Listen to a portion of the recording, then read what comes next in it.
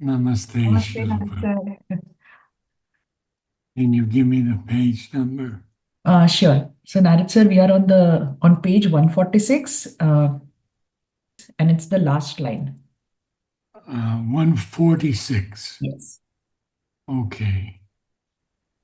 So we are continuing in the Book of the Traveler of the Worlds, Canto 4, The Kingdoms of the Little Life.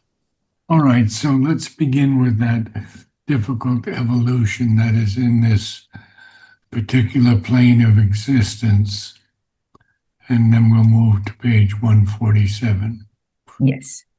and see what is happening. Mhm. A difficult evolution from below, called a massed intervention from above. Else, this great, blind, inconscient universe could never have disclosed its hidden mind, or even in blinkers worked in beast and man, the intelligence that devised the cosmic scheme. So these four lines are so important. I can barely hear you though, Oh, really? but let me speak a little. I'll speak a little louder. Okay. And we're seeing now this difficult evolution from below. And that's because from the involution, matter had to come into form. And coming into form, when matter is inert, virtually dead, but it has a spark of consciousness in it, and it brings into form the various aspects of evolution. And those aspects are body, life, and mind. And when it comes into mind, it is a difficult evolution from below. Because when we are in our bodies, we are constantly in the ignorance. Mm. And we have to rise out of that ignorance through this difficult evolution from below, which puts before us all the problems of the surface life. But Mhm. if this didn't happen, if this descent didn't happen, and then if this evolution from below did not happen, nothing could have disclosed this hidden mind, this hidden mind that is above our physical mind. Mm. And even in blinkers, interesting word, blinkers, you know what that means? No.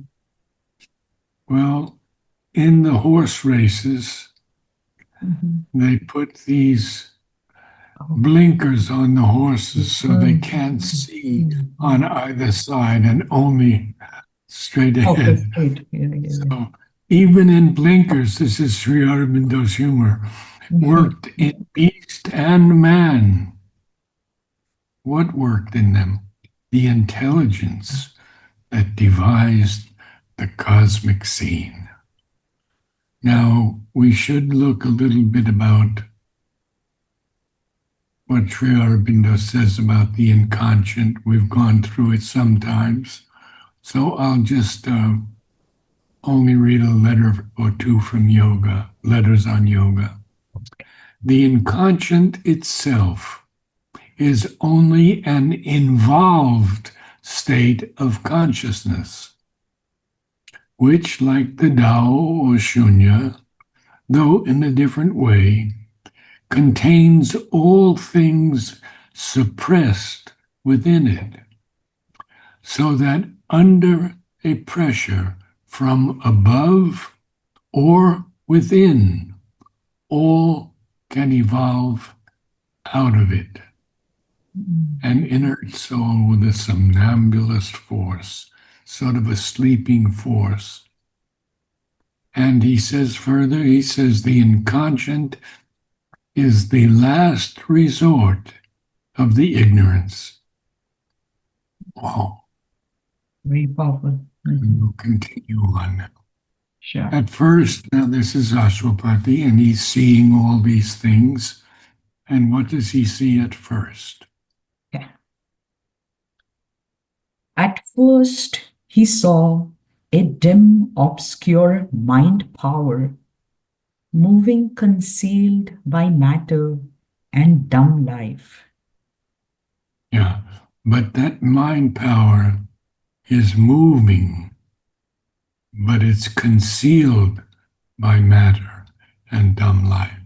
So at first he saw a dim, obscure mind power moving, concealed by matter and dumb life. See the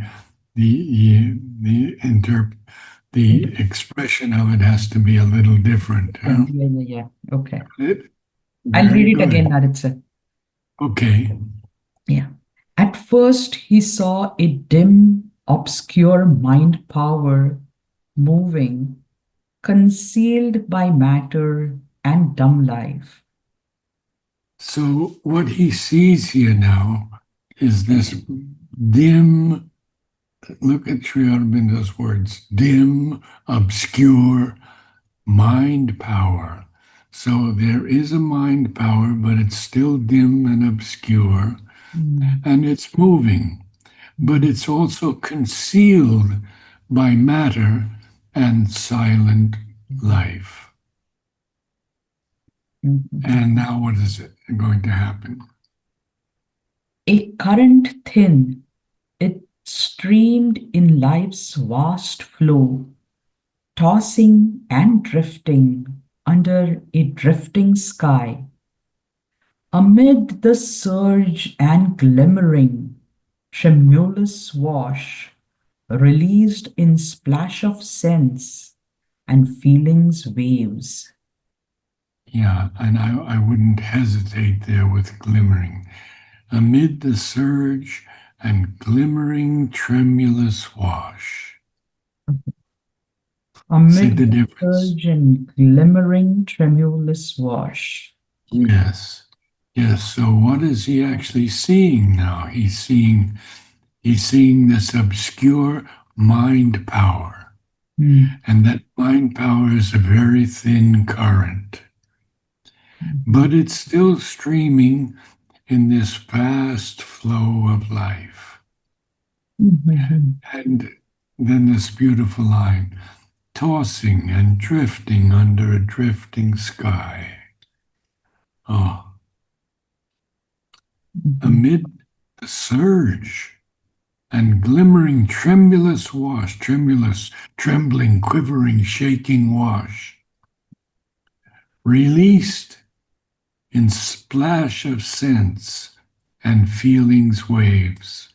So this mind power that he calls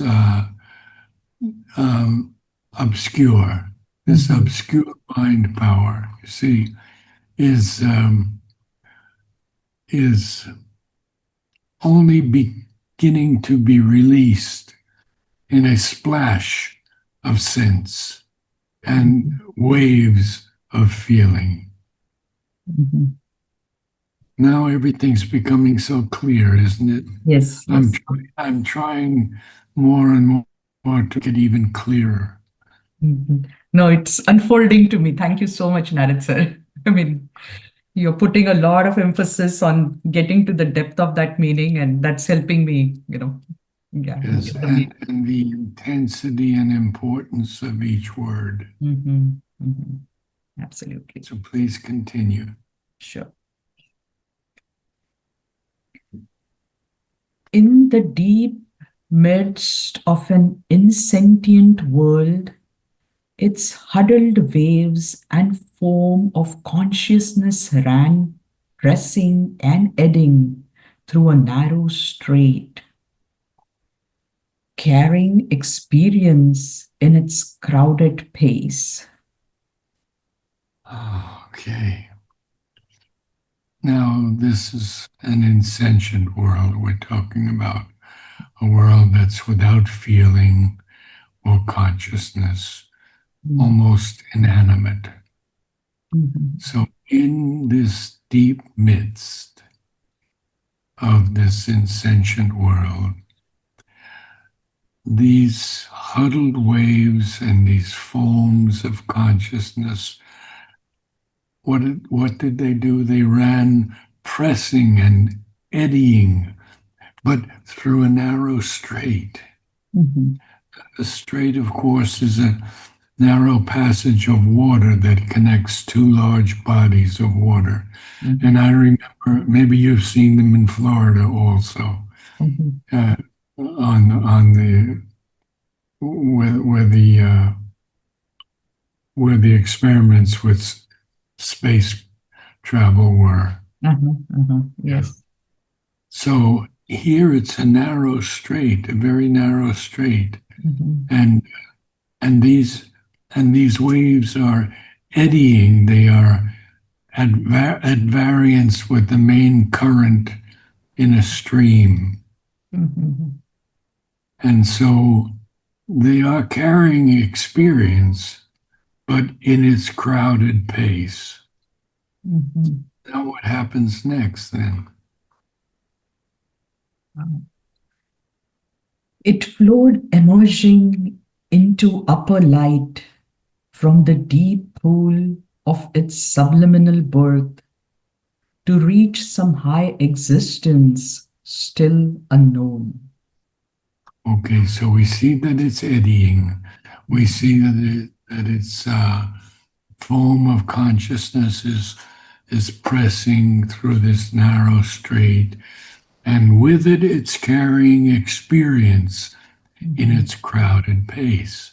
So it's flowing and it's emerging into upper light mhm, from the deep pool of its subliminal birth. Now, subliminal here, Sri mhm, Aurobindo wants us really to know